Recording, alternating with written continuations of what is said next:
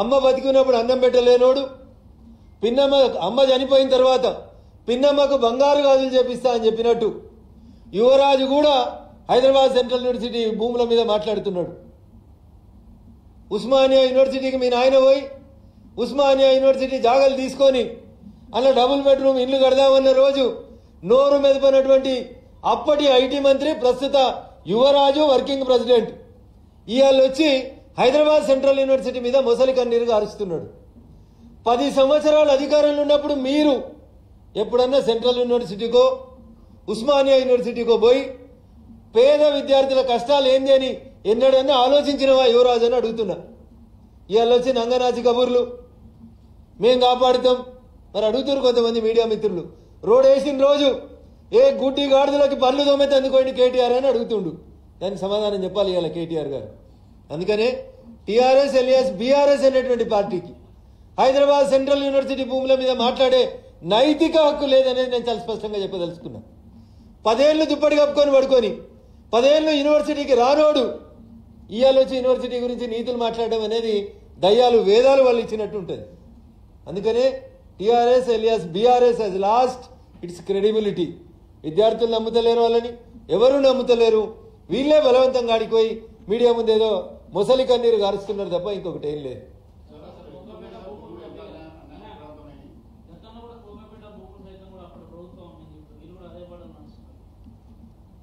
So నేను చాలా సందర్భాల్లో చెప్పినా మా మీడియా మిత్రులకు కూడా గుర్తుండే ఉంటుంది.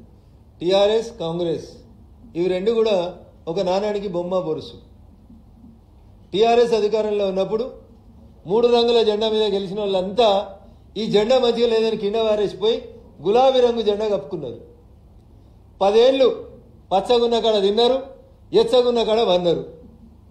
ఇవాళ గులాబీ రంగు జెండా అధికారం నుంచి దిగిపోయి మళ్ళా 3 రంగుల జెండా అధికారంలోకి రాగానే ఇలా గులాబీ జెండా మంచిగా లేదని ఒక ఆయన పోయి ఏకంగా గులాబీ జెండా మీద ఎమ్మెల్యే గెలిచిన ఆయన పోయి 3 రంగుల జెండా మీద ఎంపీ కూడా పోటీ చేసిండు. సో అందుకని తెలంగాణ సమాజం ఆలోచించు. టీఆర్ఎస్ కాంగ్రెస్ ఈ రెండు వీణావాణిలాగా విడదీయరాని బంధంతో పెనవేసుకుపోయినటువంటి పార్టీలు. ఒక నాణానికి ఒకటి బొమ్మ అయితే ఇంకొకటి బొరుసు. అందుకని దయించి తెలంగాణ సమాజమా ఒకసారి ఆలోచించు. ఆయన కొట్టినట్టు చేస్తున్నాడు, ఈయన ఏడిచినట్టు చేస్తున్నాడు. అంతకు మించి ఆ 2 పార్టీలకు కూడా ఉస్మానియా యూనివర్సిటీ మీద చిత్తశుద్ధి లేదు, హైదరాబాద్ సెంట్రల్ యూనివర్సిటీ మీద చిత్తశుద్ధి లేదు. వాళ్ళకి కావాల్సింది ఎట్లా అధికారం నిలబెట్టుకుందాం, ఎట్లా రియల్ ఎస్టేట్ వ్యాపారం చేద్దాం అనేటువంటి అంశం తప్ప ఇంకొకటి కాదు. కాబట్టి తెలంగాణ విఘ్నులకి మేధావులకి చాలా మంది మాట్లాడుతున్నారు. ఆ మధ్యలో తెలంగాణ ఉద్యమం కాలం నుంచి చాలా మంది మేధావులు మాట్లాడుతున్నారు. కానీ ఇలా మేధావులు మాట్లాడతలేరు. సెంట్రల్ యూనివర్సిటీలో గొడవ జరుగుతుంటే మాట్లాడతలేరు, విద్యార్థుల మీద దాడి జరిగితే మాట్లాడతలేరు. పాపం వాళ్ళకేదో కొంతమందికి పదవులు ఇచ్చిండంట ఇప్పుడున్న ముఖ్యమంత్రి గారు. పదవుల కోసం పెదవులు మూసుకుంటే నాడు తెలంగాణ ఉద్యమానికి ఎట్లా నష్టం జరిగిందో, తెలంగాణకు ఉద్యమానికి ఎట్లా నష్టం జరిగిందో అయ్యా విఘ్నులారా, మేధావులారా, నేను 2 చేతులు జోడించి మీకు సవినయంగా అప్పీల్ చేస్తా ఉన్నా. వ్యవస్థల్ని నాశనం చేయకుండ్రి. విద్యార్థుల బంగారు భవిష్యత్తుకి మీలాంటి విఘ్నులు అండగా నిలబడండి అని మాత్రమే. మీరు ఇలా పార్టీలు ఉన్నారా, పదవులు వచ్చినాయా, ఇంకేమైందా అనేది పక్కన పెట్టి దయించి విద్యార్థి లోకం పక్కన నిలబడాలని నేను సవినయంగా వారికి అప్పీల్ చేస్తా ఉన్నా.